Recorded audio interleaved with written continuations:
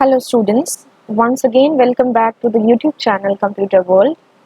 In this video we are going to start with another SQL commands, that is group by, having clause, equijoin and natural join, and the constraints in MySQL. And this is the part 3.4 video. तो students start करते हैं अपने first topic से, that is group by. Now group by command, it combines all those records that have identical values in a particular column. As the name suggests, जो group by नाम है वो क्या करता है, particular values को जो same है एक column के अंदर जो rows same है उन values को combine करता है. It combines all those records का मतलब rows that have identical values, यानी कि जिनकी same values हैं एक particular column के अंदर. ठीक है. It results into one summary record per group. Her group में एक समरी रिकॉर्ड बन जाता है. इसका सिंटेक्स क्या है, select column name comma count star. Count star के प्लेस में हम कोई भी एग्रीगेट फंक्शन ले सकते हैं, max, min, sum, average, from table name and उसके बाद ग्रुप बाय कॉलम का नेम. ठीक है. तो यहाँ पे हम सेलेक्ट के बाद जो कॉलम का नेम लेते हैं और ग्रुप बाय के बाद जो लेते हैं जनरली वो हमारा सेम होता है, क्योंकि जैसे मान लो मैं सेक्शन के अकॉर्डिंग स्टूडेंट नाम के टेबल में ग्रुपिंग कर रही हूँ, तो मुझे सेक्शन डिस्प्ले कराना है और उसके अकॉर्डिंग ग्रुपिंग करनी है, तो वो डिस्प्ले भी कराना है और उसके अकॉर्डिंग ग्रुपिंग भी करनी है. और मान लीजिए मुझे काउंट करना है कि एक पर्टिकुलर सेक्शन में कितने स्टूडेंट्स हैं, तो उसके लिए my aggregate function will be count function. ठीक है. प्रैक्टिकली इसे हम समझते हैं. देखिए स्टूडेंट्स, यहाँ पे आपके सामने स्टूडेंट नाम का टेबल है. ये देखिए सेक्शन क्या है स्टूडेंट्स के, ए बी ए. अब मुझे ए सेक्शन के स्टूडेंट्स को इकट्ठा देखना है और बी सेक्शन के स्टूडेंट को ग्रुप करना है एक साथ. तो what would be my command, select star, column का नेम देंगे, क्या चाहिए मुझे, मान लीजिए मुझे उन स्टूडेंट्स का सेक्शन चाहिए और हर सेक्शन में कितने स्टूडेंट्स हैं वो चाहिए. Select section, then count star which is my aggregate function, from table name is student and group by किसके अकॉर्डिंग करेंगे हम, सेक्शन के अकॉर्डिंग. एक चीज का ध्यान रखना है स्टूडेंट्स हमने इसमें कि ग्रुपिंग हम हमेशा उसी कॉलम के ऊपर कर सकते हैं जिसमें कुछ आइडेंटिकल वैल्यूज हो. जिसमें सारी डिफरेंट वैल्यूज होंगी उस पर ग्रुपिंग करने का कोई मतलब नहीं बनता. ठीक है. ग्रुप बाय यहाँ पे आपका आ जाएगा सेक्शन. यहाँ पे देखिए तो यहाँ पे आ गया ए सेक्शन के 3 स्टूडेंट्स हैं और बी सेक्शन के आपके 2 स्टूडेंट्स हैं. ठीक है. इसी तरह से आप कोई और फील्ड लेना चाहें तो आप वो भी ले सकते हैं. Select name comma section. इस तरह से अगर आप इसको देते हैं तो ये नेम्स के अकॉर्डिंग, नेम्स तो सारे अलग अलग हैं और ए सेक्शन में हमारे पास 3 स्टूडेंट्स हैं, स्नेहा, रोहन और प्रिया. तो ये क्या करेगा, उनका एक एक नेम दे देगा. स्नेहा जो है वो ए सेक्शन में, रिया जो है वो बी सेक्शन में है. तो बेटर होता है हम ऐसे कॉलम्स लें जिसके ऊपर आइडेंटिकल वैल्यूज हैं. तो इसमें अगर हम सेक्शन लें और काउंट स्टार लें दैट इज फाइन. एक चीज हम इसमें ये ले सकते हैं कि हमने यहाँ पे सेक्शन ले लिया, काउंट स्टार ले लिया और साथ में इनके सम ऑफ मार्क्स ले लिए. एग्रीगेट फंक्शन हम लगा सकते हैं. तो अब ये क्या करेगा, ए सेक्शन के स्टूडेंट्स जो हैं, यहाँ पे हमारे फील्ड का नेम है मार्क्स 1, तो ए सेक्शन के जो स्टूडेंट्स हैं उनके मार्क्स का टोटल करेगा. 3 स्टूडेंट्स हैं ए के, तो 70 कितना हो गया, 210 हो गया. और 2 स्टूडेंट्स हैं सेक्शन बी के, तो 70 + 70 आपका कितना हो गया, 140 हो गया. तो यहाँ से देखो सेक्शन ए के 3 स्टूडेंट्स हैं, इन 3 स्टूडेंट्स का सम ऑफ मार्क्स है 210 और बी सेक्शन के जो 2 स्टूडेंट्स हैं उनका सम ऑफ मार्क्स है 140. तो इस तरह से हम एग्रीगेट फंक्शन लगा सकते हैं. और ग्रुप बाय क्लॉज जब भी यूज करते हैं तो उसमें एग्रीगेट फंक्शंस के ऊपर ही वर्किंग होती है. ठीक है. सो इस तरह से we have to make use of the group by clause. आगे आते हैं हैविंग क्लॉज पे. Having clause places the conditions on the group rather than the where clause that places the conditions on the individual rows. Having clause का work होता है कि group of रोज के ऊपर कंडीशंस को प्लेस करना instead of the where clause जो कि इंडिविजुअल रोज पे कंडीशन को प्लेस करता है. ठीक है. सिंटेक्स क्या है, select column name comma count star और एनी एग्रीगेट फंक्शन. आप किसी भी कॉलम का नेम दे सकते हैं, काउंट स्टार या कोई भी एग्रीगेट फंक्शन दे सकते हैं. From table name, group by, column name यहाँ तक देखिए जो हमने ग्रुप बाय स्टेटमेंट यूज करी थी दैट इज सेम, बस इसके ऊपर हमने कंडीशन लगा दी। नॉर्मल जब आप कंडीशन लगाते हैं तो आप वेयर क्लॉज का यूज करते हैं, लेकिन जब भी ग्रुप के ऊपर कंडीशन लगानी होगी then we make use of the having clause, और हैविंग के बाद हमारी कंडीशन आ जाएगी। ठीक है, practically let us execute it. यहाँ पे देखिए हमारे पास क्या है, अगेन सेम चीज ले लेते हैं। अगर मैं यहाँ पे सेम कमांड लेती हूँ और group by section as it is रहने दिया, हैविंग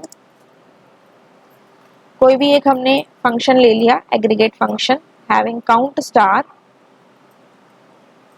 लेस देन 3, मैंने कह दिया हमें वो सेक्शन और उनका काउंट और सम ऑफ मार्क्स लेने हैं जिनका जो काउंट है वो लेस देन 3 है। लेस देन 3 में कौन सा सेक्शन है, बी सेक्शन है, तो बी सेक्शन को डिस्प्ले करेगा, उसका काउंट 2 है और उसके सम ऑफ मार्क्स, तीन चीजों को आपको डिस्प्ले करके दिखाएगा। अंडरस्टूड? तो ये जो हम कंडीशन लगा रहे हैं हम ग्रुप के ऊपर लगा रहे हैं using the aggregate function count star. इसे हम मार्क्स के ऊपर भी लगा सकते हैं, having marks sum of marks 1 greater than 100। मैंने कहा मुझे कि 100 से बड़े वाले सम ऑफ मार्क्स चाहिए, तो यहाँ पे मेरे पास देखिए क्या आ गया, 100 से बड़े मेरे पास दोनों हैं। ठीक है, यहाँ पे अगर मैं कर दूं ग्रेटर देन 200 तो इस केस में मेरे पास क्या आ जाएगा, सिर्फ सेक्शन ए काउंट स्टार और सम ऑफ मार्क्स उसके आ जाएंगे। ठीक है, so this is the way we have to solve this one, this is a having clause.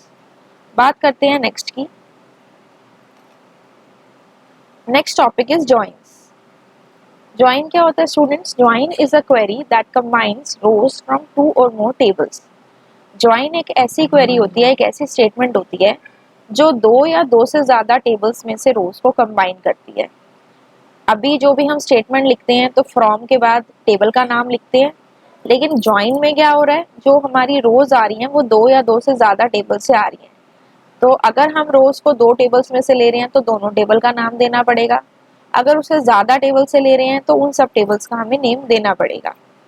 Now in join query more than 1 table are listed in from clause. जो भी आप एक से ज्यादा टेबल का नेम देंगे वो आपको फ्रॉम के बाद ही देना है, जैसे फ्रॉम स्टूडेंट कॉमा लगा के नेक्स्ट टेबल का नेम, जितने भी आप टेबल्स का नेम देंगे उनके बीच में कॉमा आ जाएगा और लास्ट में we have to put the semicolon. Okay, अब ज्वाइंस में उससे पहले एक टर्म आती है कार्टेशियन प्रोडक्ट। कार्टेशियन प्रोडक्ट का जो सिंबल होता है वो मल्टीप्लाई का सिंबल होता है। It will return all the possible concatenations of all rows of both the tables. Cartesian product क्या करेगा, दोनों टेबल्स की सारी रोज हमें रिटर्न करके देगा, उनको कॉन्केटिनेट करके। कॉन्केटिनेशन का मतलब होता है ज्वाइन करके। जैसे कि मेरे पास फर्स्ट टेबल में मान लीजिए 5 रोज हैं और सेकंड टेबल में 4 रोज हैं, तो मेरी फर्स्ट टेबल की जो फर्स्ट रो है वो सेकंड टेबल की चारों के चारों रोज के साथ कंबाइन होगी। अभी इसे हम प्रैक्टिकली समझेंगे। Cartesian product is also known as unrestricted join. इसे अनरिस्ट्रिक्टेड जॉइन भी कहा जाता है। जो भी आपका रिजल्ट आएगा उसमें कितनी नंबर ऑफ रोज होंगी, product of the number of rose of both the tables.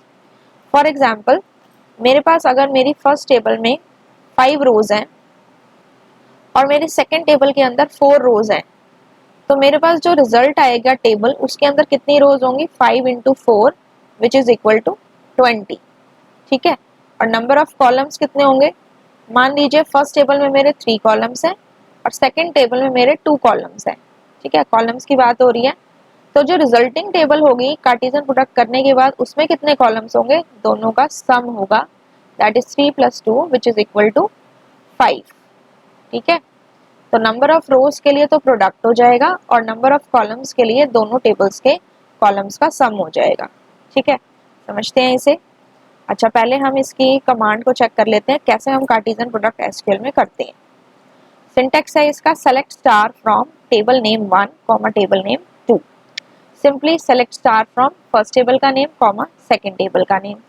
Example select star from student comma S1। ठीक है, अब एसक्यूएल पे चलते हैं। अब देखो हमारे पास अगर हम टेबल्स चेक करें स्कूल नाम के डेटाबेस के अंदर, तो हमारे पास 2 टेबल्स हैं, एक है टेबल स्टूडेंट और एक है टेबल S1। ठीक है, अब हम यहाँ से दोनों टेबल्स के डेटा को चेक कर लेते हैं। सेलेक्ट स्टार फ्रॉम स्टूडेंट तो यहाँ पे देखिए 5 रोज आ रही है, टोटल 5 रोज है। अब हम S1 को भी चेक कर लेते हैं, सेलेक्ट स्टार फ्रॉम S1 कर लेते हैं। S1 हमने टेबल बनाई थी, उसमें मेरी कितनी रोज है, 4 रोज है, ठीक है। अब मुझे इनका कार्टेशियन प्रोडक्ट करना है, so what I will say, select star from student comma S1, student comma S1। तो यहाँ पे देखो स्टूडेंट्स 20 रोज आ गई, 5 फर्स्ट टेबल में थी स्टूडेंट नाम के और 4 इसमें थी, तो 5 इंटू 4 20। और इसमें कितने कॉलम्स है हमारे, फर्स्ट वाले में हमारा था roll number, name, class, date of birth और सेक्शन, 5 कॉलम्स थे, और मार्क्स 1 6 कॉलम्स थे। और जो हमारा S1 टेबल है उसमें 2 कॉलम्स है, आईडी और रोल नंबर। तो यहाँ पे देखो सम हो गया उनका 1 2 3 4 5 6, और 2 इसमें थे, 6 + 2 8 हो गया, ठीक है। अब इसमें रोल नंबर है, तो यहाँ पे देखो क्या हो रहा है, जो मेरा स्टूडेंट टेबल का रोल नंबर है 1, उसका नेम स्नेहा है, क्लास 9 है, ये डेट ऑफ बर्थ है, सेक्शन ए है, वो मेरे S1 टेबल के सारे रिकॉर्ड्स के साथ सबसे पहले जाएगा। 1 0 1 2 3 4, ये देखो 4 3 2 1 जा रहा है, इसके साथ 4 बार आ रहा है, ठीक है। फिर मेरा जो स्टूडेंट टेबल का सेकंड रोल नंबर है वो भी 4 बार इनके साथ आएगा, क्योंकि मेरे इस टेबल के अंदर कितने रिकॉर्ड्स हैं, 4 रिकॉर्ड्स हैं। तो एक रोल नंबर 1 4 टाइम्स, फिर 2 4 टाइम्स, फिर 3 4 टाइम्स, ऐसे करते हुए मेरे पास कितनी रोज हो गई स्टूडेंट्स, 20 रोज हो गई। और नंबर ऑफ कॉलम्स कितने हो गए, addition of columns of both the tables, 6 इसमें थे और 2 इसमें है, तो मेरे पास कितने हो गए, टोटल 8 कॉलम्स, ठीक है। सो ये होता है स्टूडेंट्स कार्टेशियन प्रोडक्ट, इसमें सारी रोज आती है। नेक्स्ट बात करते हैं इक्वी ज्वाइन की। टाइप्स ऑफ ज्वाइन में 2 ज्वाइंस के बारे में हम पढ़ेंगे, equi join and natural join. Equi join, नाम से ही पता लग रहा है, जो ज्वाइन करता है डेटा या रोज दोनों टेबल्स में से या उससे ज्यादा से, और क्या चेक करेगा, the joins in which the columns are compared for equality. Equality जो चेक करता है उसे हम कहते हैं इक्वी ज्वाइन। कैसे करते हैं, select star from student comma S1 where student dot RN equals to S1 dot RN। Equality को चेक कर रहा है, तो यहाँ पे हम ये वाला ऑपरेटर लगाएंगे और इसमें हम वेयर क्लॉज का यूज करते हैं। यानी कि जब भी हम इक्वी ज्वाइन लगाते हैं तो हमारे दोनों टेबल्स में एक ऐसा कॉलम होना चाहिए जो नाम जिनका दोनों का सेम हो। जैसे कि रोल नंबर हमारा जो है वो स्टूडेंट टेबल में भी है और रोल नंबर हमारा S1 टेबल में भी है, तो दोनों के रोल नंबर को मैच कराने के लिए दोनों के टेबल नेम भी देने पड़ेंगे। स्टूडेंट टेबल का जो रोल नंबर है अगर वो S1 टेबल के रोल नंबर से मैच करता है तो हमें वो रिकॉर्ड्स दोनों टेबल्स में से चाहिए। तो ये होता है स्टूडेंट्स हमारा इक्वी ज्वाइन, ठीक है, the joins in which the columns are compared for equality. और यहाँ पे हमने एक और एग्जांपल लिया, सेलेक्ट स्टूडेंट डॉट RN। अब कई बार क्या होता है, हमें रोल नंबर चाहिए लेकिन सिंपली हम रोल नंबर लिखेंगे तो उसे पता नहीं लगेगा कि कौन से टेबल में से लेना है, क्योंकि दोनों टेबल में रोल नंबर है, ठीक है। तो इसके लिए हमें टेबल का नेम साथ में देना पड़ता है। स्टूडेंट टेबल से मुझे रोल नंबर चाहिए, नेम चाहिए और आईडी चाहिए मुझे S1 टेबल में से, क्योंकि आईडी तो सिर्फ एक ही है तो डायरेक्टली पता लग गया कि वो S1 टेबल में है। और नेम की कॉलम जो है वो भी एक ही है, वो स्टूडेंट टेबल में है, लेकिन रोल नंबर दोनों टेबल में था तो उसे आउटपुट के लिए पता नहीं लगेगा कि कौन से टेबल में से मैं रोल नंबर उठाऊं, इसलिए हमने यहाँ पे टेबल का नेम साथ में स्पेसिफाई करना होता है। Where student dot RN is equal to S1 dot RN, जहाँ पे स्टूडेंट टेबल का जो रोल नंबर है वो S1 टेबल के रोल नंबर से मैच करता है, हमें उन स्टूडेंट्स का रोल नंबर, नेम और आईडी चाहिए, ठीक है। प्रैक्टिकली एग्जीक्यूट करते हैं इसको, ये हमारे पास टेबल है, ठीक है। अब दोबारा से एक बार हम दोनों टेबल्स को चेक कर लेते हैं, सेलेक्ट स्टार फ्रॉम स्टूडेंट, ठीक है। ये देखिए यहाँ पे हमारे पास 5 स्टूडेंट्स के रिकॉर्ड्स हैं, 5 रोल नंबर्स हैं, और सेलेक्ट स्टार फ्रॉम S1 कर लिया तो यहाँ पे हमारे पास 4 स्टूडेंट्स के आईडी और रोल नंबर है, ठीक है।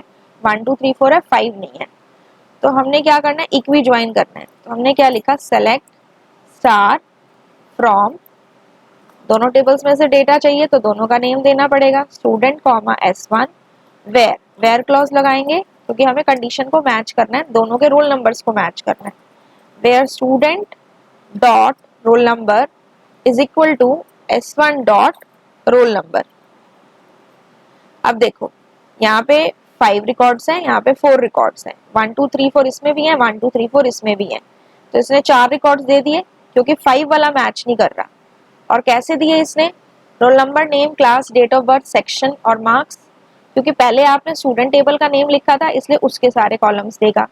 उसके बाद आपने S1 टेबल का नेम लिखा था यहाँ पे, तो उसके आपको कॉलम्स देगा आईडी और रोल नंबर। अगर आप इनके ऑर्डर को चेंज करते हो तो इनका जो ऑर्डर है आउटपुट का वो भी चेंज हो जाएगा। कैसे चेंज होता है, वेयर यहाँ पे हम S1 को आगे कर देते हैं, कॉमा कर देते हैं student, comma student, and enter. अब देखो इसमें आईडी और रोल नंबर ये वाला पहले आ गया जो कि हमारे इस S1 टेबल के कॉलम्स हैं, और उसके बाद हमारे स्टूडेंट टेबल के सारे कॉलम्स आ गए। लेकिन क्योंकि हमें इक्वी ज्वाइन लगाया हुआ है यूजिंग दिस ऑपरेटर, तो हमारे पास सिर्फ जो जहाँ पे डेटा मैच कर रहा है, जहाँ पे दोनों के रोल नंबर्स मैच कर रहे हैं, सिर्फ वो आउटपुट में आएगा। अंडरस्टूड। तो स्टूडेंट ये होता है हमारा इक्वी ज्वाइन। ऐसे ही हमने जो दूसरा एग्जाम्पल देखा था उसमें हमने क्या किया था, select student dot roll number comma name comma ID from roll number, और जो नेम है ये तो स्पेसिफाई कर दिया कि रोल नंबर स्टूडेंट टेबल में से चाहिए, और नेम सिर्फ हमारा कहाँ है, स्टूडेंट टेबल में ही है, तो इसके लिए एक टेबल का नेम लिखने की जरूरत नहीं है। और आईडी भी हमें पता है कौन से टेबल में है, S1 में। Select student dot RN name comma ID from student comma S1, दो टेबल्स में से डेटा चाहिए, where student dot roll number is equal to S1 dot roll number. ठीक है, कंडीशन वही रहेगी क्योंकि रोल नंबर ऐसा कॉलम है जो सेम है। तो देखो यहाँ पे आ गया 1 2 3 4, नेम आ गया हमारे पास और आईडी आ गई इनकी। ठीक है, तो इसने रोल नंबर को स्टूडेंट टेबल में से पिक किया, उनके नेम्स लिए, और उनकी आईडी जो है वो S1 टेबल में से पिक कर ली जो कि थी 1 0 1 2 3 एंड 4। ठीक है स्टूडेंट्स, तो ये होता है हमारा इक्वी ज्वाइन। नेक्स्ट इसी में एक और चीज आती है, टेबल अलाइज। ठीक है, अब टेबल अलाइज क्या है, it is an alternative name given to the table. To cut down on the amount of typing required in queries we can use table alias. Alias का मतलब होता है ऑल्टरनेटिव नेम, एक नया नेम देना। किसको देना, पहले हमने कॉलम अलाइज भी पढ़ा था, ऐसे ही हम टेबल को भी न्यू नेम दे सकते हैं। क्यों देते हैं, कई बार क्या होता है हमारे पास जो टेबल का नेम गिवन होता है वो बहुत बड़ा होता है, तो बहुत ज्यादा हमें टाइपिंग करनी पड़ती है। तो इस चीज को थोड़ा कम करने के लिए हम उसे एक शॉर्ट सा नेम दे देते हैं, या ऐसा नेम दे देते हैं जिससे फटाफट से पता लग जाए कि ये टेबल के अंदर डेटा है और इसमें ये वर्किंग हो रही है। तो देखो यहाँ पे हमने क्या किया, select star from student, student के लिए हमने एक न्यू नेम दे दिया ST, कॉमा S1 के लिए एक न्यू नेम दे दिया सिंपली S। वैसे तो S1 खुद में ही शॉर्ट है, फिर भी अभी अलाइज के टॉपिक को समझने के लिए हमने इसे एक न्यू नेम दे दिया S, और इक्वी ज्वाइन लगाया। अब देखो अभी जो हम इक्वी ज्वाइन लगा रहे थे वहाँ पूरा पूरा नेम लिख रहे थे, where student dot RN is equal to S1 dot RN, लेकिन यहाँ पे हम क्या कर रहे हैं, इसका अलाइज नेम यूज कर रहे हैं, that is ST dot RN is equal to S dot RN। ठीक है, अब देखो यही चीज अगर मैं यहाँ पे करूँ MySQL के अंदर तो मेरी कमांड तो सेम रहेगी। तो यहाँ पे बस मुझे क्या करना है, स्टूडेंट के साथ मुझे लिख देना है ST, और S1 के साथ मुझे लिख देना है S। दोनों के अलाइज नेम हो गए। अब स्टूडेंट की जगह पे मुझे सिर्फ ST लिखने की जरूरत है, और S1 के प्लेस पे सिर्फ मुझे S लिखने की जरूरत है, तो टाइपिंग कम हो गई ना इससे। अब यहाँ पे देखो आउटपुट मेरा सेम आएगा, लेकिन यहाँ पे मैंने अपने टेबल को एक नया नेम दे दिया which is known as table alias. ठीक है, this is all about table alias. अब नेक्स्ट ज्वाइन के बारे में पढ़ते हैं, नेचुरल ज्वाइन। अब नेचुरल ज्वाइन स्टूडेंट्स क्या होता है, the join in which only one of the identical column exist is called natural join. ऐसा ज्वाइन जिसमें जो आइडेंटिकल कॉलम यानी कि जो सेम कॉलम आ रहा है वो सिर्फ एक बार आपको आउटपुट में दिखाएगा, उसे हम कहते हैं नेचुरल ज्वाइन। जैसे आप यहाँ पे अभी देख रहे थे स्टूडेंट्स कि जब हमने इक्वी ज्वाइन किया तो रोल नंबर यहाँ भी आ रहा है, यहाँ भी आ रहा है, और वैल्यूज उसकी सेम है।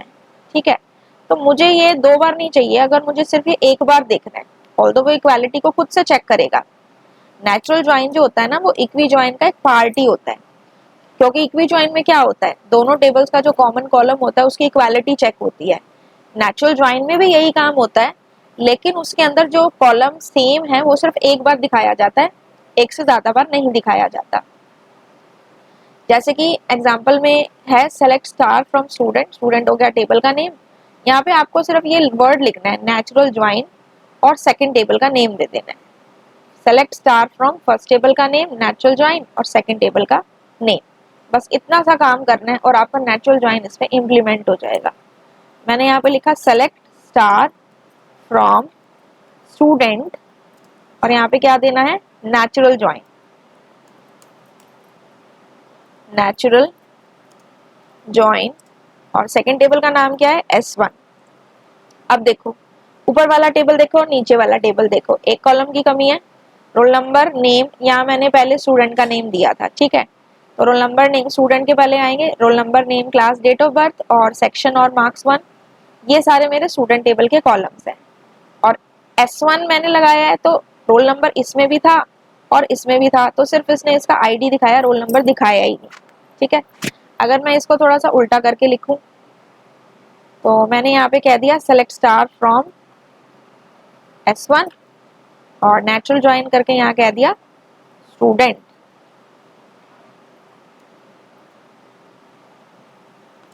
तो यहाँ पे देखो roll number, ID, name, class, date of birth, section और मार्क्स 1, ठीक है। तो रोल नंबर सिर्फ एक बार आया, जो आपका स्टूडेंट टेबल वाला रोल नंबर था वो नहीं दिखाया, सीधा उसने ये दिखा दिया, ठीक है। तो बार बार नहीं हुई चीज, सिर्फ एक बार हुई, अंडरस्टूड।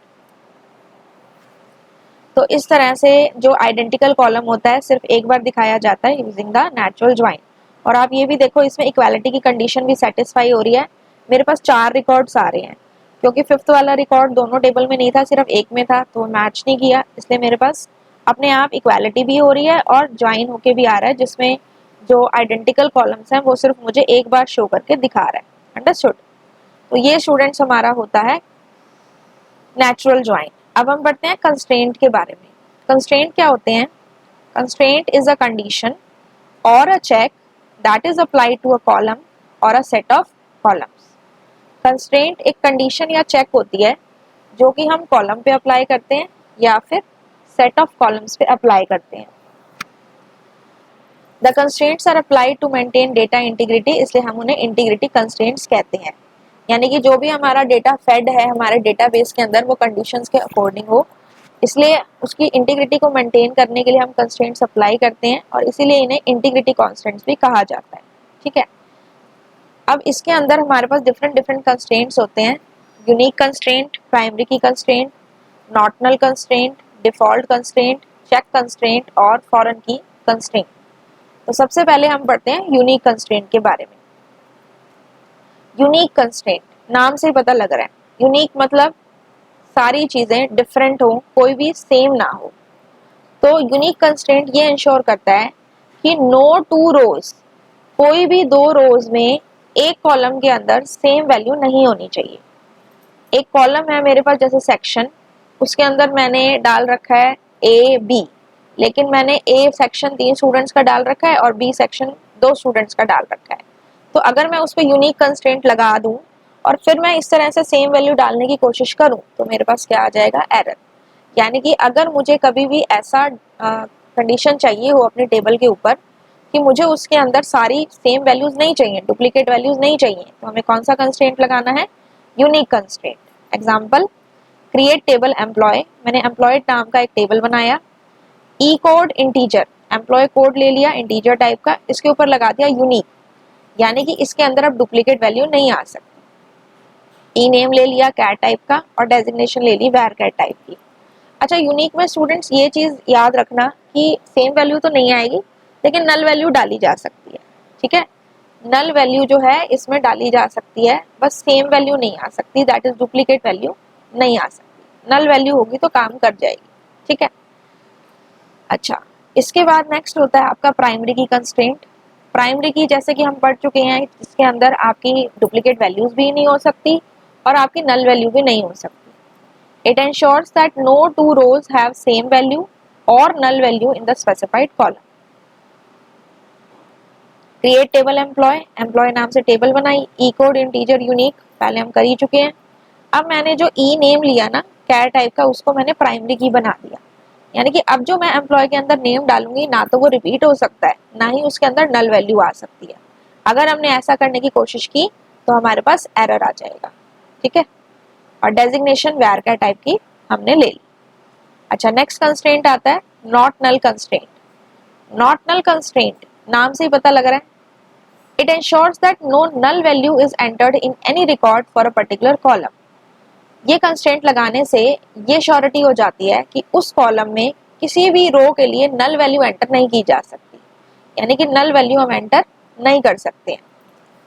जैसे कि यहाँ पे मैंने टेबल बनाया, ई कोड इंटीजर यूनिक दिया था, ई नेम को प्राइमरी की बना दिया और डेजिग्नेशन को मैंने क्या सेट कर दिया, नॉट नल, यानी कि डेजिग्नेशन मुझे कुछ ना कुछ डालनी पड़ेगी, मैं उसे नल नहीं छोड़ सकती, ठीक है। अभी इसे हम प्रैक्टिकली करके देखेंगे। डिफॉल्ट कंस्ट्रेंट आता है नेक्स्ट। डिफॉल्ट कंस्ट्रेंट क्या कहता है कि किसी भी पर्टिकुलर कॉलम के लिए कोई पर्टिकुलर रिकॉर्ड में आप डिफॉल्ट वैल्यू स्पेसिफाई कर सकते हैं यूजिंग द डिफॉल्ट कंस्ट्रेंट, ठीक है। डिफॉल्ट कंस्ट्रेंट आप दे सकते हैं। When a user does not enter the value for the column, अगर कोई यूजर किसी भी कॉलम के लिए किसी रिकॉर्ड की वैल्यू को एंटर नहीं करता है तो जो आपने पहले से डिफॉल्ट वैल्यू दे रखी है वो अपने आप इंसर्ट हो जाएगी। जैसे कि मैंने यहाँ पे डेजिग्नेशन के लिए अगर मैं डिफॉल्ट वैल्यू दे देती हूँ क्लर्क, और मैंने जब वैल्यू को इंसर्ट किया तो मैं उसमें डालना भूल गई या मैंने नहीं डाली, तो ऑटोमेटिकली डेजिग्नेशन क्या दे देगा, क्लर्क दे देगा, उसमें इंसर्ट करा देगा। तो ये काम होता है डिफॉल्ट कंस्ट्रेंट का। Create table employ, E code हमने यूनिक लिया, ई नेम हमने प्राइमरी की सेट किया, डेजिग्नेशन को मैंने अभी क्या लिया था, नॉट नल लिया था, अब मैंने उसको क्या कर दिया, डिफॉल्ट क्लर्क, ठीक है। या फिर आप नॉट नल लेने के बाद भी डिफॉल्ट उसे क्लर्क कर सकते हो, मतलब दो कंस्ट्रेंट्स को भी साथ में आप लगा सकते हो। यहाँ पे मेरा अल्फाबेटिकल डेटा था इसलिए इसको मैंने सिंगल कोट्स में डाला है, न्यूमेरिकल डेटा हो तो आप विदाउट कोट्स लिख सकते हो, ठीक है। नेक्स्ट आपका होता है चेक कंस्ट्रेंट। चेक कंस्ट्रेंट जो होता है स्टूडेंट्स, ये क्या करता है, it limits the values that can be inserted into the column of the table. एक टेबल के अंदर पर्टिकुलर कॉलम में अगर हमें कोई लिमिट सेट करनी हो वैल्यूज के ऊपर तो उसके लिए हम चेक कंस्ट्रेंट को यूज करते हैं। Create table employ, E code unique, ई नेम प्राइमरी की, डेजिग्नेशन में हमने डिफॉल्ट डाला क्लर्क, और यहाँ पे हम सैलरी ले रहे हैं, सैलरी ले ली हमने और वहाँ पे हमने उसको इंटीजर डेटा टाइप दे दिया। अब सैलरी के ऊपर हमने चेक कंस्ट्रेंट लगा दिया कि चेक सैलरी ग्रेटर देन 20,000, यानी कि जो भी हम इसके अंदर सैलरी इंसर्ट करेंगे वो 20,000 से ज्यादा होनी चाहिए, अगर उससे कम हुई तो हमारे पास एरर आ जाएगा, ठीक है। इसके बाद फॉरेन की कंस्ट्रेंट भी है, लेकिन पहले हम इन सारे कंस्ट्रेंट्स को एक बार प्रॉपरली समझते हैं, देन हम मूव करेंगे फॉरेन की कंस्ट्रेंट पे, ठीक है।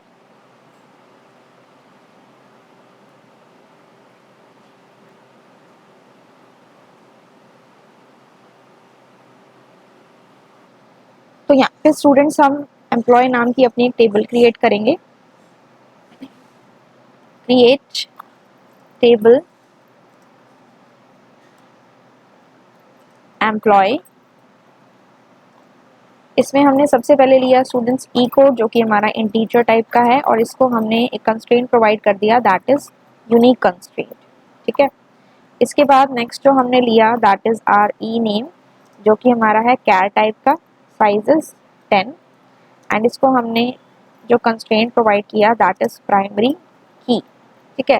नेक्स्ट हमने लिया designation which is of again varchar type, size we have taken as 20, और इसको हमने दे दिया default value that is clerk, ठीक है, कि अगर कोई यूजर कोई वैल्यू ना डाले तो क्लर्क इसके अंदर ऑटोमेटिकली इंसर्ट हो जाए। फिर हमने इसके अंदर एक फील्ड ले ली सैलरी, सैलरी जो है हमारी किस टाइप की रहेगी, सपोज हमने दे दिया इंटीजर टाइप की सैलरी, और इसके ऊपर हमने एक कंस्ट्रेंट लगा दिया नॉट नल, एक तो ये नॉट नल यानी कि नल वैल्यू इसमें नहीं डाल सकते, प्लस एक और कंस्ट्रेंट लगा दिया कि चेक जो हमारी सैलरी है that should be greater than 20,000, 20,000 से ज़्यादा होनी चाहिए, ठीक है। लास्ट में हमने पैरेंथेसिस को क्लोज किया। ये हमारी टेबल एम्प्लॉय हो गई। इसके अंदर कितनी फील्ड्स हैं, employee code, employee name, designation और सैलरी। एक बार इसके स्ट्रक्चर को चेक कर लेते हैं, DESC, और हमारे टेबल का नाम है EMP। अब देखो ई कोड में नल वैल्यूज जा सकती हैं, यस, क्योंकि ये यूनिक कंस्ट्रेंट है, तो डुप्लीकेट नहीं जा सकती लेकिन नल जा सकती है। और की लगी हुई है, कंस्ट्रेंट लगा हुआ यूनिक, तो आपको इस तरह से दिखा रहा है। इसके बाद ई नेम जो है उसके अंदर नल वैल्यूज जा सकती है, नहीं जा सकती क्योंकि ये प्राइमरी की सेट है और प्राइमरी की में नल वैल्यूज अलाउड नहीं होती। डेजिग्नेशन में डिफॉल्ट क्लर्क दे रखी है, ठीक है, बाय डिफॉल्ट क्या जाएगी, क्लर्क जाएगी, नल वैल्यूज भी हो सकती है। और सैलरी जो है हमारी उसमें क्या है, हमने चेक किया हुआ नॉट नल, तो वो नल नहीं हो सकती, और सैलरी के ऊपर कंडीशन लगी हुई है that should be greater than 20,000, ठीक है। अब हम इसके अंदर क्या करते हैं, वैल्यूज को इंसर्ट करने का ट्राई करते हैं। हमने कहा insert into, name of the table is employee values, तो सबसे पहले है यूनिक, तो हमने ई कोड डाला 1, ई नेम डाला सीमा, एंड यहाँ से हमने डेजिग्नेशन उसकी डाल दी मैनेजर,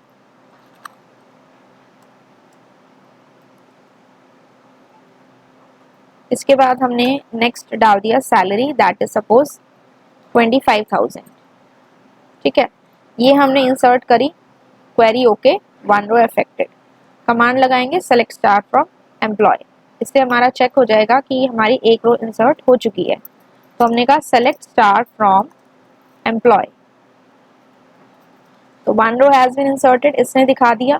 अब ई कोड में क्या है, यूनिक कंस्ट्रेंट लगा हुआ है, यानी कि इसके अंदर जो डुप्लीकेसी है वो नहीं हो सकती, तो मैंने क्या किया, इसको 1 ही रहने दिया।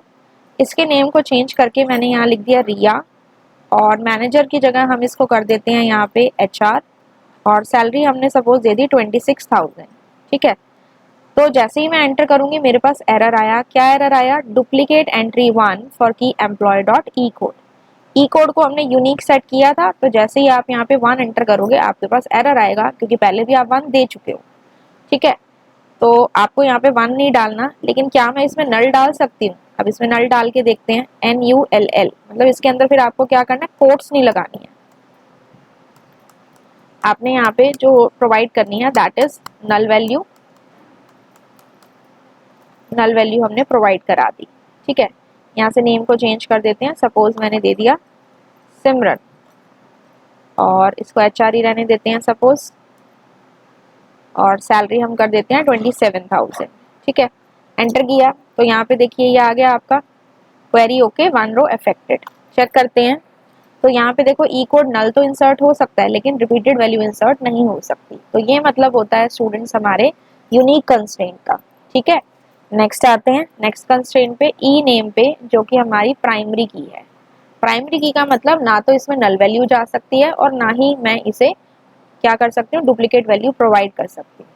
अब देखो यहाँ पे मैंने ऊपर क्या लिया था, एक मैं एंट्री सीमा नाम की ले चुकी हूँ, हम ट्राई करते हैं इसको दोबारा से सीमा नाम देने का, 2 दे देते हैं, सैलरी कर देते हैं 28,000, और इसको यहाँ रहने देते हैं मैनेजर, ठीक है।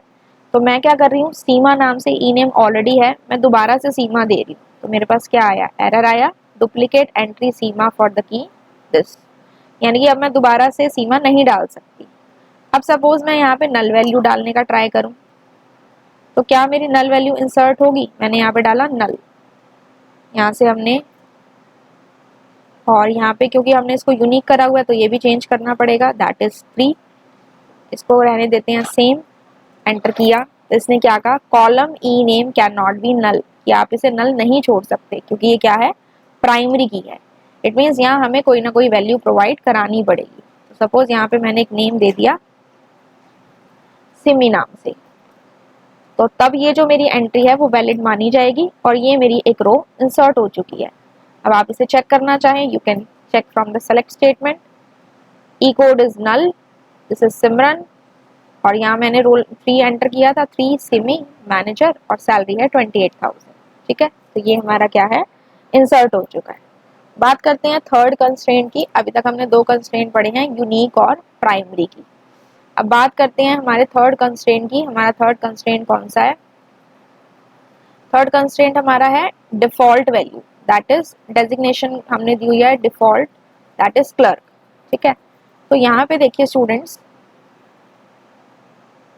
डिफॉल्ट वैल्यू मैंने क्या दी हुई है, क्लर्क, तो एक बार के लिए हम इसकी वैल्यू को नहीं डालते हैं, इसके लिए हमें क्या करना है, इंसर्ट इनटू EMP, कॉलम का नेम दे दो आप यहाँ पे, ठीक है। मैंने कॉलम का नेम दे दिया, सपोज मुझे ई कोड में वैल्यू डालनी है ई नेम में डालनी है, मैंने डेजिग्नेशन को छोड़ दिया और सैलरी की वैल्यू डाल दी। ठीक है, अब इनकी वैल्यूज डालनी है, तो वैल्यूज डाली तो एम्प्लॉय कोड सपोज मैंने दे दिया 4, एम्प्लॉय का नेम सपोज दे दिया हरीश, और सपोज मैंने यहाँ पे सैलरी दे दी 29,000। ठीक है, अब मैंने यहाँ डेजिग्नेशन तो डाली नहीं और मैंने उसकी डिफॉल्ट वैल्यू क्या दे रखी है, क्लर्क दे रखी है। अब ये कह रहा है you have an error in this one,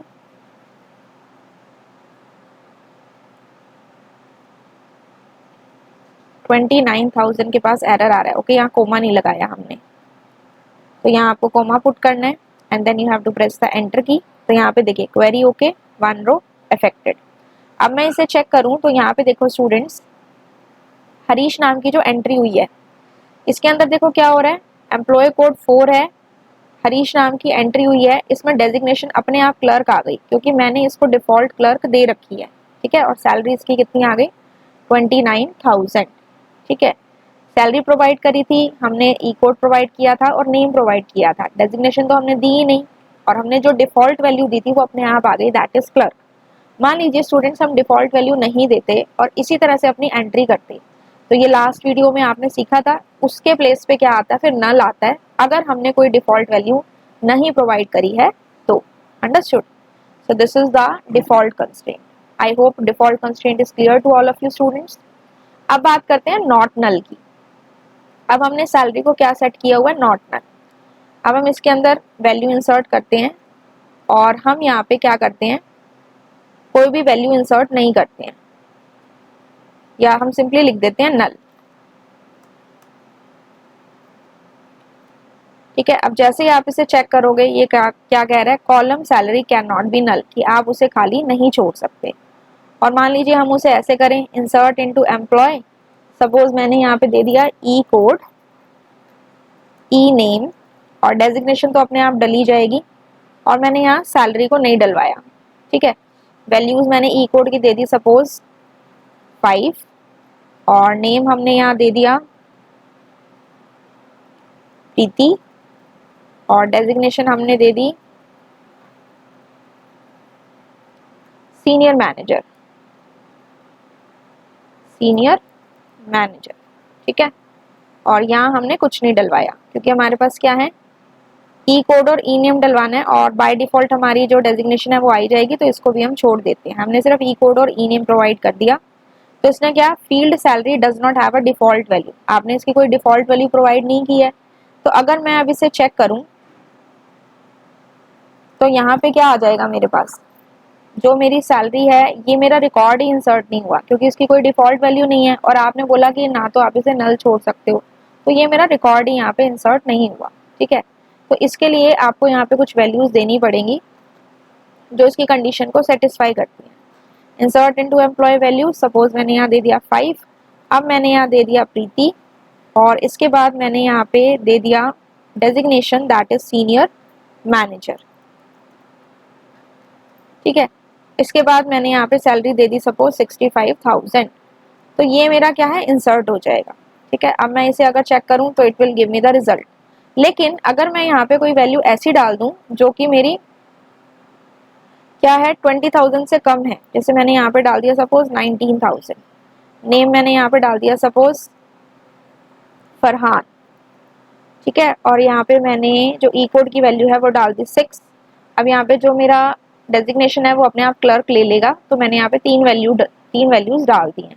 ठीक है, अब इसने कहा check constraint is violated, error आ गया कि जो चेक कंस्ट्रेंट आपने लगाया है वो वायलेट हुआ है, क्योंकि हमने चेक कंस्ट्रेंट में दिया था कि जो सैलरी है वो 20,000 से बड़ी होनी चाहिए, और हमने दे दी 19,000, तो एरर आ गया, वो इस वैल्यू को इंसर्ट नहीं कर सकता। इसी तरह यहाँ पे जो ऊपर हमने स्टेटमेंट दी थी उसमें हमारा क्या एरर आ रहा था, इसकी आपने कोई डिफॉल्ट वैल्यू प्रोवाइड नहीं करी है, तो ये एरर आया था, इसलिए इसको इंसर्ट नहीं कर सकता। अंडरस्टूड?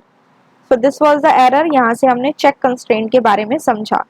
तो अभी तक हमने कौन कौन से कंस्ट्रेंट समझे, यूनिक कंस्ट्रेंट, प्राइमरी की, हमने डिफॉल्ट कंस्ट्रेंट पढ़ा, फिर हमने नॉट नल पढ़ा और चेक कंस्ट्रेंट पढ़ा।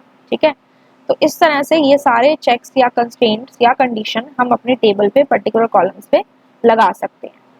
अब बात करते हैं स्टूडेंट्स नेक्स्ट कंस्ट्रेंट की, which is are foreign key constraint.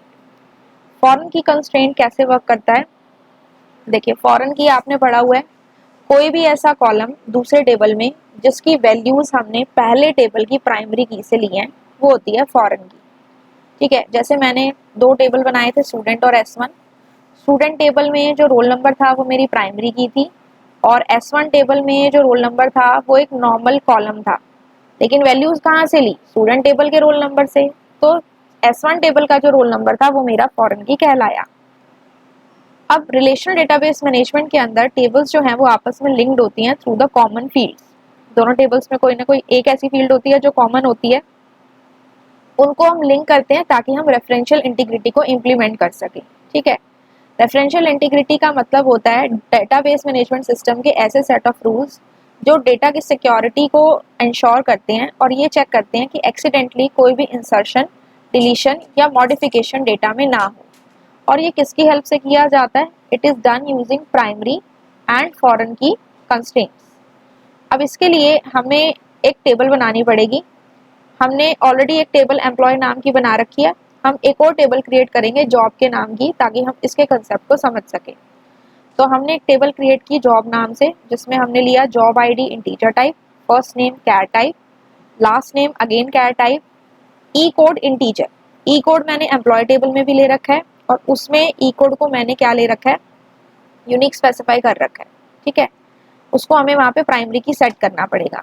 ठीक है, अब फॉरेन की लगाने का क्या सिंटेक्स होता है, ई कोड इंटीजर आपने लिया, नेक्स्ट लाइन में लिखिए फॉरेन की ब्रैकेट में ई कोड, यानी कि जॉब टेबल के अंदर जो मेरा ई कोड है दैट इज फॉरेन की इन दिस टेबल।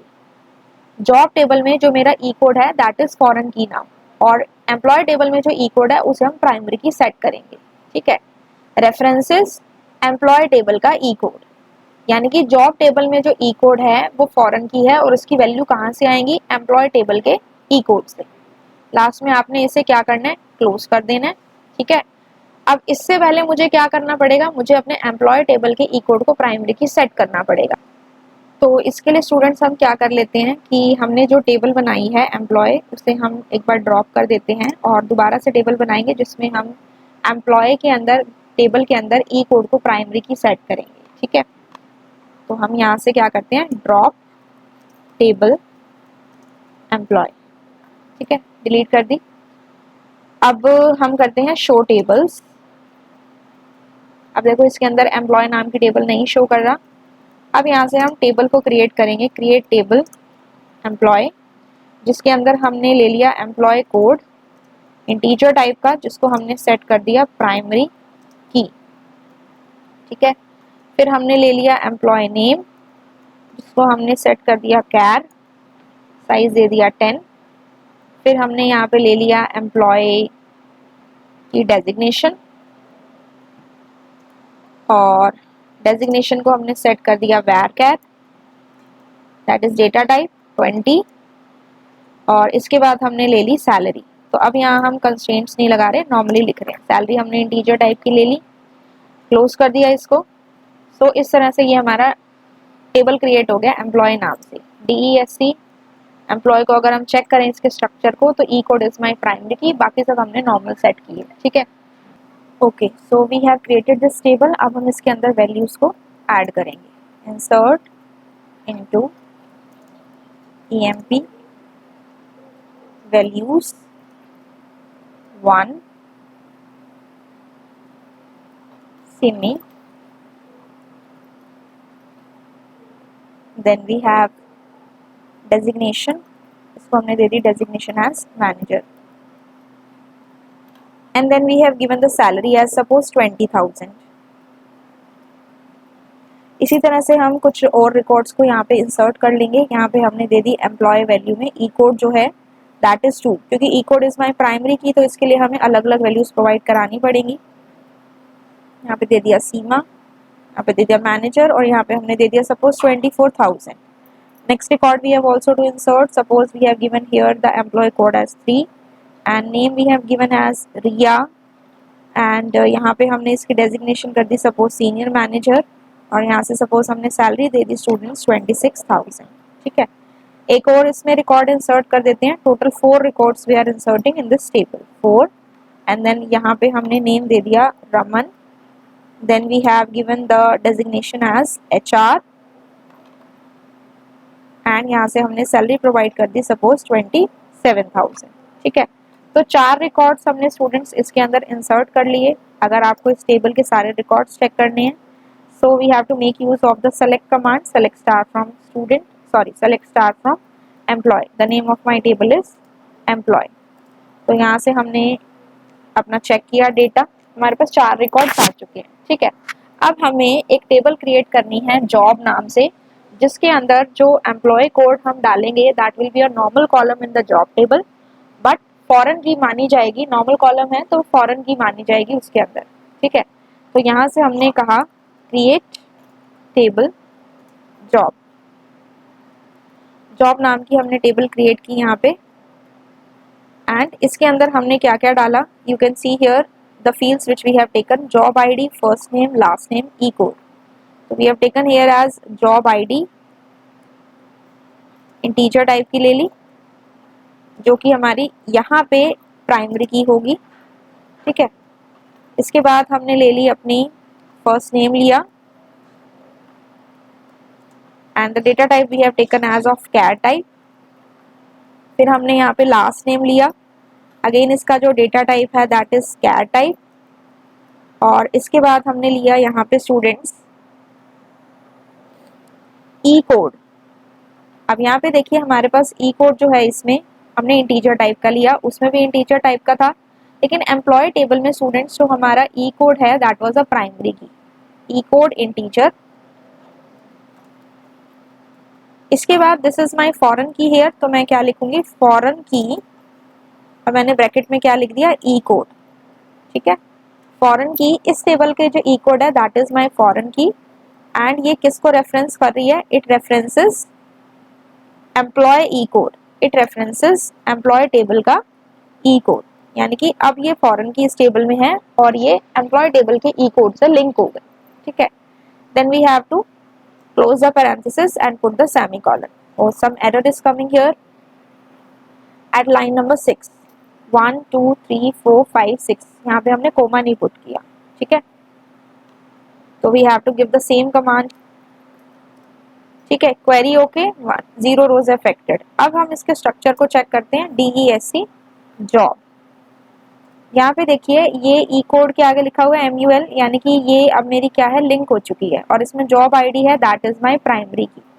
इसी तरह से हम अपने एम्प्लॉय टेबल को चेक कर लेते हैं, एम्प्लॉय टेबल में ई कोड इज माय प्राइमरी की, और ये वाला जो ई कोड है वो इसके ई कोड से लिंक है, यानी कि ये आपस में प्राइमरी की और फॉरेन की हेल्प से हम रेफरेंशियल इंटीग्रिटी को इम्प्लीमेंट कर रहे हैं। ठीक है, अब इसका स्टूडेंट्स यूज क्या होता है, इसका यूज स्टूडेंट्स ये होता है कि इसकी हेल्प से, अब ये देखो आपस में जो डेटा है वो लिंक्ड है, तो अगर मैं यहाँ से एम्प्लॉय टेबल को चेक करूँ, सेलेक्ट स्टार फ्रॉम एम्प्लॉय, इसके अंदर मेरा कुछ डेटा है, 1 2 3 4 एम्प्लॉय कोड है, कुछ ई नेम्स हैं, डेजिग्नेशन है और सैलरी है।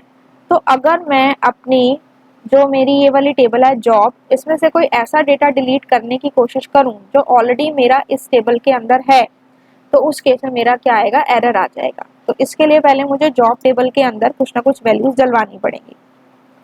इंसर्ट इनटू जॉब वैल्यूज, क्या क्या है उसके अंदर, E code, job ID, first name, last name, E code. Job ID ले लेते हैं 101, फर्स्ट नेम ले लिया suppose Rishi, and second last name हमने ले लिया शर्मा, एंड देन यहाँ पे हमने इसको दे दिया ई कोड 1। ठीक है, ये हो गया इंसर्ट। अब इसके अंदर जो ई कोड है 1 2 3 4, मैंने यहाँ 1 लिया, क्वेरी ओके, एक रो इसके अंदर स्टूडेंट्स इंसर्ट हो गई फ्रॉम जॉब। तो देखो एक रो इंसर्ट हो गई। अब एक और रो हम इंसर्ट करने का ट्राई करते हैं। मान लो यहाँ पे मैं 1 2 3 4 के अलावा यहाँ ले लेती हूँ सपोज 5, और यहाँ पे मैंने आईडी को चेंज कर दिया दैट इज 102, एंड यहाँ पे मैंने नेम कर दिया रीमा, और यहाँ पे मैंने जो लास्ट नेम है वो कर दिया सिंह। ठीक है, अब आपने एंटर किया तो यहाँ पे देखिए एरर आ गया, क्योंकि यहाँ पे हमने दो टेबल्स को लिंक किया हुआ है, and here E code is my foreign key, तो ये दोनों कॉलम सेम है, ई कोड यहाँ पे भी है और यहाँ पे भी है, इसमें वैल्यूज है 1 2 3 4, इसमें वैल्यू 1 डाली, अब मैं इसमें ट्राई कर रही हूँ 5 डालने का। तो जब तक ये 5 वैल्यू मेरी मेन टेबल में नहीं होगी तब तक मैं इसे अपने चाइल्ड टेबल में नहीं डाल सकती। Main table is my parent table which is employ table, और चाइल्ड टेबल जो है वो मेरा जॉब टेबल है। तो जब तक वो वैल्यू उस पर्टिकुलर फील्ड की मेरे पास प्राइमरी टेबल यानी कि मेरी पेरेंट टेबल में नहीं होगी तब तक मैं उसे यहाँ नहीं डाल सकती। तो ये जो 5 वैल्यू आप इंसर्ट नहीं कर सकते, आप 1 कर सकते हो, 2 कर सकते हो, 3 कर सकते हो, 4 कर सकते हो, लेकिन उसके अलावा आप कोई वैल्यू नहीं कर सकते। मान लो अब मैं इसको यहाँ पे 3 कर दूं तो तब मेरे पास कोई एरर आएगा? देखो अब नहीं आ रहा, इजिली इंसर्ट हो गई। तो ये होता है हमारा फॉरेन की कंस्ट्रेंट। ठीक है, अब मैं यहाँ से अगर चेक करूं तो मेरे पास देखो इजिली ये इंसर्ट होके आ गया। ठीक है, इसी तरह से अगर मैं इसको डिलीट करने की कोशिश करूं, अब ये 3 एम्प्लॉय कोड मेरे पास यहाँ पे भी है और मेरे पास यहाँ पे भी है। अगर मैं इसको डिलीट करने की कोशिश करूं तो क्या मैं कर सकती हूँ? अब डिलीट करने के लिए मेरी क्या कमांड होगी? Delete from job where E code is equal to 3। मान लीजिए मैंने ये कमांड दी, delete from job where E code is equal to 3। यहाँ से मेरा जो ये वाला है ये डिलीट हो जाएगा, लेकिन ये मेरा डिलीट हो गया। लेकिन मान लो मैं इसको वहां से डिलीट करने की कोशिश करती हूँ जहां पे मेरा ई कोड 1 है। मैंने कहा डिलीट फ्रॉम एम्प्लॉय वेयर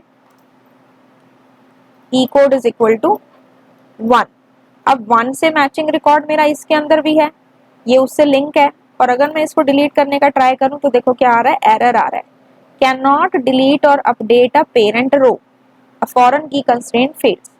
क्योंकि ये जो हमारी रो है जॉब टेबल के अंदर, इसमें ई कोड 1 है, ये हमारे उस टेबल से लिंक्ड है। कौन से टेबल से? एम्प्लॉय टेबल से हमारा लिंक्ड है। सेलेक्ट स्टार फ्रॉम एम्प्लॉय करते हैं तो इसके अंदर हमारे पास ई कोड 1 है और इसमें भी हमारे पास ई कोड 1 है। तो अगर मैं इसको डिलीट करने की कोशिश करूंगी और ये इससे लिंक है तो इस पर भी इफेक्ट पड़ेगा, वो डेटा भी इरेज होने के चांसेस हैं। तो ऐसा ये अलाउ ही नहीं करता। तो ये हमारा यूज है फॉरेन की का। तो अभी आपने देखा कि मैंने डिलीट करने का ट्राई किया तो नहीं हुआ। कहाँ से डिलीट करने का ट्राई किया? मेन टेबल से, दैट इज पेरेंट टेबल से। वहां से डिलीट नहीं होगा, चाइल्ड टेबल से डिलीट हो सकता है, ठीक है, लेकिन मेन टेबल से ना तो डिलीट होगा ना ही आपका अपडेट होगा। ठीक है, और हमने चाइल्ड टेबल के अंदर जब कोई ऐसी वैल्यू इंसर्ट करने की कोशिश की जो हमारे प्राइमरी टेबल मेन टेबल में नहीं थी तो वो भी इंसर्ट नहीं हो पाएगी। Update employ set E code is equal to 4 where E name is equal to Simi. अगर मैं यहाँ पे ये करने का ट्राई करूं, मैंने कहा update employ set E code is equal to 4 where E name is equal to Simi. जहाँ पे ई नेम सिमी है उसके एम्प्लॉय कोड को चेंज कर दो, तो यहाँ पे मेरे पास एरर आएगा क्योंकि ई कोड एक ऐसा कॉलम है जो मेरा एम्प्लॉय टेबल में भी है और जॉब टेबल में भी है। तो दोनों टेबल्स आपस में लिंक्ड है, इसलिए आप इसके अंदर इस कॉलम के अंदर पर्टिकुलरली अपडेशन नहीं कर सकते। वेराज आप किसी और कॉलम में करना चाहें तो दैट कैन बी डन। तो इस तरह से स्टूडेंट्स हमारा जो फॉरेन की कंस्ट्रेंट है वो अप्लाई होता है हमारे टेबल पे। This was all about the tables, all about the constraints जो कि हम टेबल्स के ऊपर अप्लाई कर सकते हैं। इसके बाद स्टूडेंट्स एक और चीज आती है इसके अंदर, ऑल्टर कमांड की हेल्प से हम कैसे अपने कंस्ट्रेंट्स को अप्लाई कर सकते हैं वो हम समझते हैं। सबसे पहले हम इसके अंदर देखते हैं कि कौन कौन सी हमारी टेबल्स हैं। तो हमने कहा show tables, employ, job, S1 और स्टूडेंट। ठीक है, अब मैं यहाँ से एक बार S1 के डेटा को चेक कर लेती हूँ। Select star from S1। ठीक है, तो ये मेरे पास डेटा है। हमने ये पढ़ा था कि ऑल्टर कमांड की हेल्प से हम क्या कर सकते हैं, एक नया कॉलम ऐड कर सकते हैं। जैसे कि मैंने यहाँ पे कहा alter table S1 add command, add हम इसके अंदर कीवर्ड देते हैं ऐड। सपोज इसके अंदर हमने ऐड कर दी सैलरी और हमने दे दी इंटीजर टाइप की। ठीक है, ऐड हो गई इसके अंदर। अब अगर अंदर इसके अंदर हमें डेटा देखना हो तो हम क्या कहेंगे, सेलेक्ट स्टार फ्रॉम S1। तो ये ऐड हो गई और बाय डिफॉल्ट इसके अंदर क्या आएंगी, नल वैल्यूज। अगर आपको इनमें सैलरी डालनी हो तो आप अपडेट कमांड की हेल्प से डाल सकते हैं। ऑल्टर कमांड में एक और चीज होती है कि अगर आपको किसी कॉलम को डिलीट करना है तो वो भी आप कर सकते हो। सिंपली आपने क्या करना है, ऐड के प्लेस पे आपने लिख देना है ड्रॉप। क्या लिख देना है, ड्रॉप, और कॉलम का नेम लिखो और यहाँ पे डेटा टाइप आपको नहीं लिखना, सिर्फ कॉलम का नेम लिखना है। तो जैसे ही आप ये दोगे आपका जो सैलरी नाम का कॉलम है या जो भी आप प्रोवाइड करोगे दैट विल बी डिलीटेड। अब अगर आपको चेक करना है तो आप देख सकते हो यहाँ पे आपके पास 2 ही कॉलम्स रह गए, आईडी और रोल नंबर, सैलरी यहाँ से आपका डिलीट हो चुका है। अब बात आती है कंस्ट्रेंट की। मान लो मुझे इसमें से प्राइमरी की बनाना है। इसमें मेरे पास ऑलरेडी क्या है, डी, जो अगर मैं इसके DESC कमांड से अगर मैं इस टेबल को चेक करूं तो इसके अंदर जो आईडी है उसको मैंने प्राइमरी की नहीं बना रखा। मान लो मुझे यहाँ पे आईडी को प्राइमरी की बनाना है और टेबल मैं ऑलरेडी क्रिएट कर चुकी हूँ, तो कैसे करेंगे, ऑल्टर टेबल S1 ऐड, क्या करना है, प्राइमरी की किसको बनाना है, हमें आईडी को बनाना है, तो यहाँ मैंने लिख दिया ID and put the semicolon. ठीक है, क्वेरी ओके। अब यहाँ से आप इसे चेक करो DESC S1, तो ये बन गई हमारी प्राइमरी की। ठीक है, इसी तरह आप उसे डिलीट भी कर सकते हैं। ऑल्टर टेबल S1 ऐड के प्लेस पे सिंपली लिख दो ड्रॉप। अब प्राइमरी की के बाद आपको कॉलम का नेम लिखने की जरूरत ही नहीं है, क्योंकि प्राइमरी की उसे पता है एक ही होती है, उसी को उसने हटाना है, तो सिंपली क्या आ जाएगा, क्वेरी ओके। तो सिंपली आप यहाँ से अगर DESC कमांड लगा के चेक करोगे तो अब ये प्राइमरी की हट चुकी है। ठीक है, तो ऑल्टर कमांड की हेल्प से हम कंस्ट्रेंट्स को ऐड या ड्रॉप भी कर सकते हैं। सो इस वीडियो में स्टूडेंट्स हमने कंस्ट्रेंट्स के बारे में पढ़ा, ऑल्टर कमांड की हेल्प से कैसे हम कंस्ट्रेंट्स अप्लाई करते हैं उसके बारे में भी हमने पढ़ा, and then also we have learned about the group by, having and the joins. So students, with this we have completed the MySQL all the things, all the topics of MySQL। इसके next video में हम cover करेंगे कुछ questions जो कि हम देख रहे हैं टर्म 2 के एग्जाम्स में जिस तरह के क्वेश्चंस आ रहे हैं वो हम डिस्कस करेंगे। I hope students you have understood the concepts of the today's video. कोई भी डाउट हो आपको इसमें तो you can ask me in the comment section. I will meet you in my next video. Till then have a good day and thank you.